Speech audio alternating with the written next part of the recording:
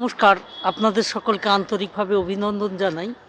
আমি একটুখানি শোকস্তব্ধ থাকার পর স্বাভাবিক হয়ে এসে আমি নিজেকে যেটা নিয়ে কথা বলছিলাম ভেদ-বিভেদ নিয়ে, সেখান থেকে কথা বলি।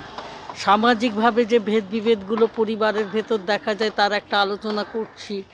এখানে দেখা যায় সামাজিকভাবে যে ভেদ-বিভেদগুলো আমরা দেখতে পাই, পরিবারের ভিতর নারী, পুরুষ এমনকি সাদা, কালো ও সাদা মেয়ে, কালো মেয়ে, পরিবারের বৌমা বাছতে গিয়ে এইসব করি।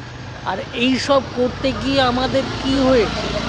এসব করতে গিয়েই তো পরিবারগুলো ভেঙেছে। আজকে নিউক্লিয়ার পরিবার বলে শিক্ষিত ছেলেগুলোর ওপর খালি আঙুল দিয়ে দিয়ে দেখানো হচ্ছে যে ওই আমার ছেলে আমার থেকে আলাদা হয়ে গিয়েছে। তাতে কি আমিও একটু দায়ী নই? একটুখানি ভেবে দেখবেন তো। একটুখানি ভেবে দেখবেন তো বৌমার প্রতি কি আমি কন্যাসম আচরণগুলো করতে চাই?